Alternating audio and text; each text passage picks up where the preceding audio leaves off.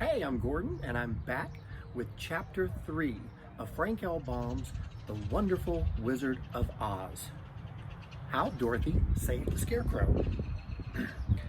When Dorothy was left alone, she began to feel hungry.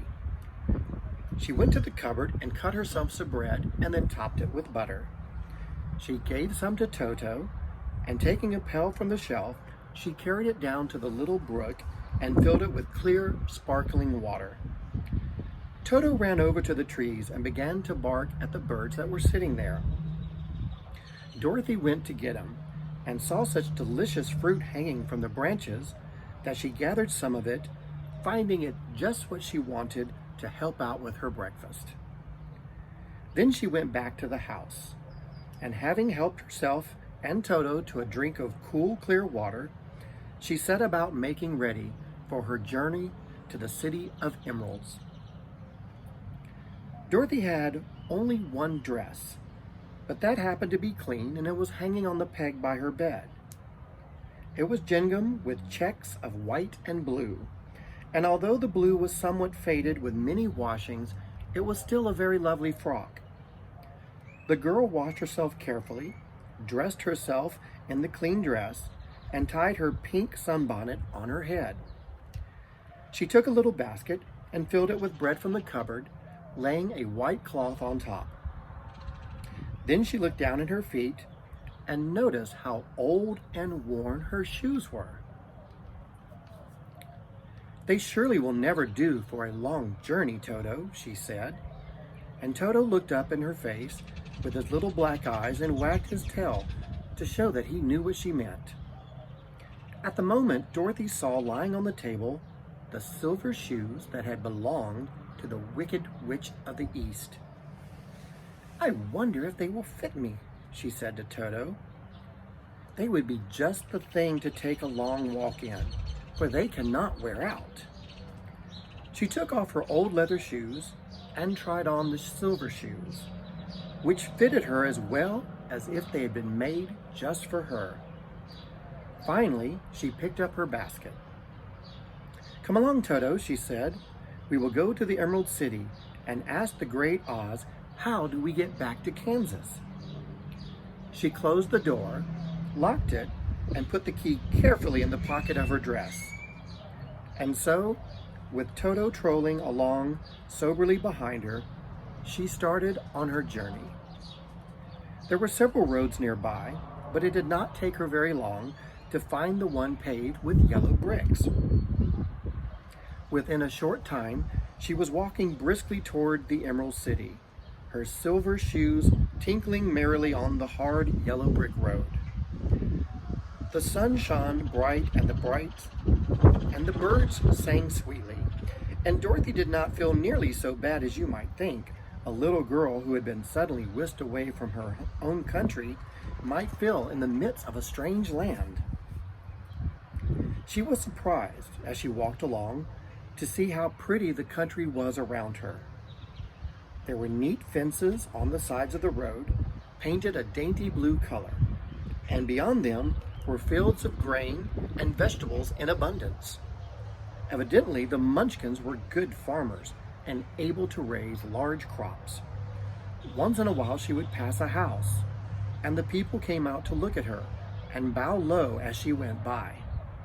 For everyone knew she had been the means of destroying the Wicked Witch and setting them free from her bondage.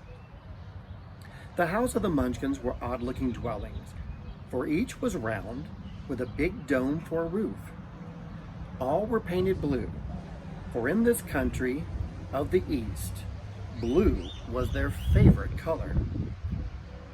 Toward evening, when Dorothy was tired with her long walk, and she began to wonder where she would pass for the night, she came to a house rather large than a rest.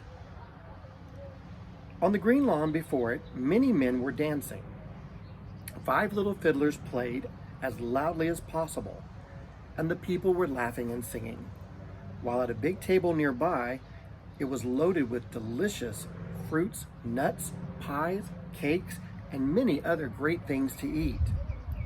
The people greeted Dorothy kindly and invited her to supper, and to pass the night with them.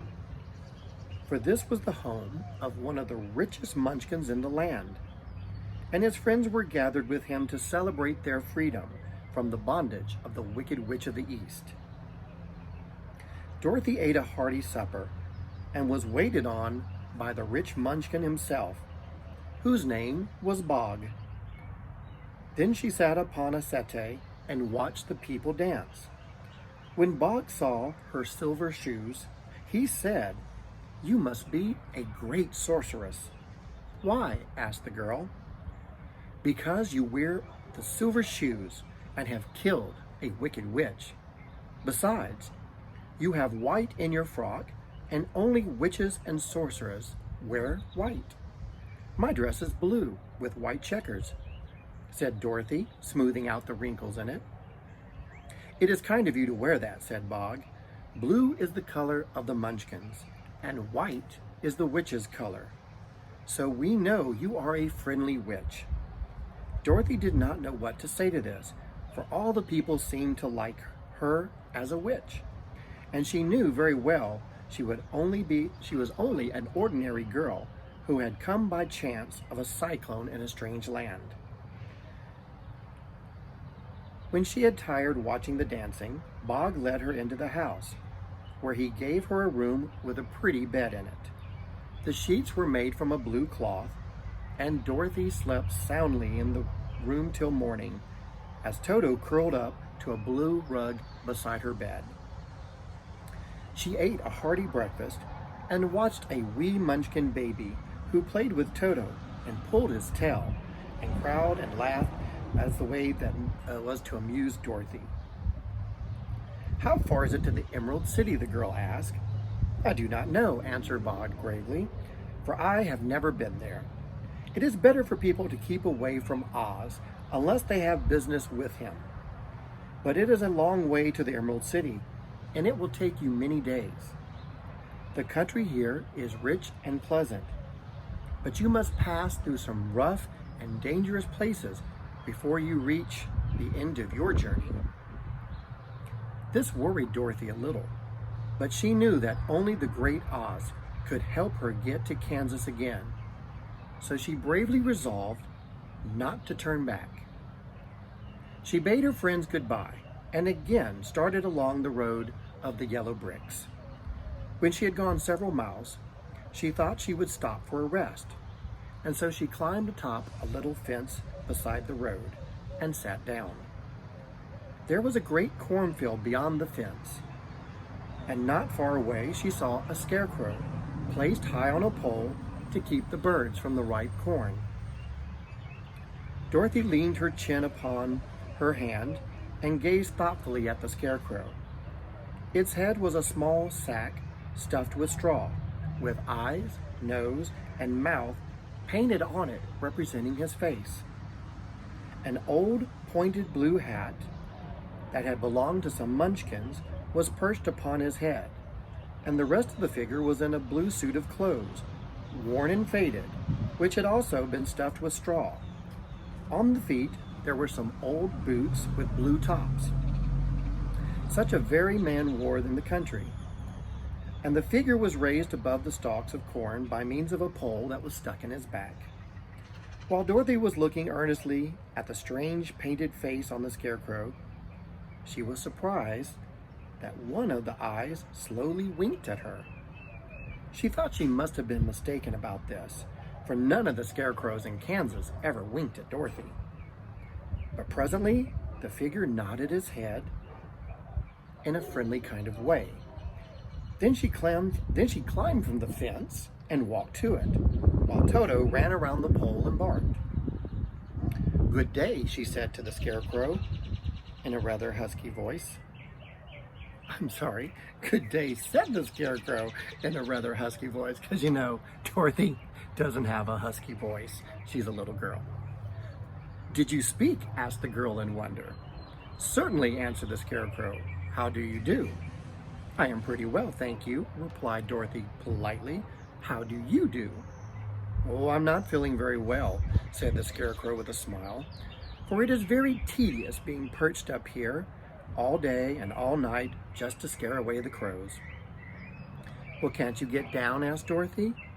No, for the pole is stuck in my back. If you will please take away the pole, I shall be greatly obliged to you. Dorothy reached up both arms and lifted the figure off the pole. For being stuffed with straw, he was quite light. Thank you very much, said the Scarecrow, when he had been set down on the ground. I feel like a new man. Dorothy was puzzled at this, for it sounded strange to hear a stuffed man speak, and to see him bow and walk along beside her. Who are you? Asked the Scarecrow, when he had scratched himself and yawned. And where are you going? My name is Dorothy, said the girl, and I am going to the Emerald City to ask the great Oz to send me back to Kansas. Where is Emerald City? Asked the Scarecrow. And who is Oz? You don't know, she returned in reply. No, indeed, I do not know anything. You see, I am stuffed, so I have no brains at all, he answered sadly. Oh, said Dorothy, I'm awfully sorry for you. Do you think, he asked, if I go to the Emerald City with you, that Oz could give me some brains? I cannot tell you, she replied, but you may come with me if you like. If Oz will not give you any brains, you will be no worse off than you are now. This is true, said the Scarecrow. You see, he continued confidently, I don't mind my legs and arms and body are stuffed, because I cannot get hurt. If anyone treads on my toes or sticks me with a pin, it doesn't matter, for I cannot feel it. But I do not want people to call me a fool. And if my head stays stuffed with straw instead of with brains, as yours is, how am I ever going to know anything? I understand how you feel, said the little girl, who was truly sorry for him. If you will come with me, I'll ask Oz what he can do for you. Oh, thank you, he answered gratefully. They walked back to the road. Dorothy helped him over the fence, and they started along the path of the yellow bricks to the Emerald City. Toto did not like the addition to the party at first. He smelled around the stuffed man, as if he suspected there might be a nest of rats in that straw, and he often growled in an unfriendly way at the Scarecrow. Don't mind Toto, she said. He never bites. Oh, I'm not afraid, replied the Scarecrow. He can't hurt straw. Do let me carry that basket for you. I shall not mind it, as I cannot get tired. And I'll tell you a secret, he continued as he walked along. There is only one thing in the whole world that I'm afraid of. What is that? Asked Dorothy. The Munchkin farmer who made you? No, answered the Scarecrow. A lighted match. And that's the end of chapter 3.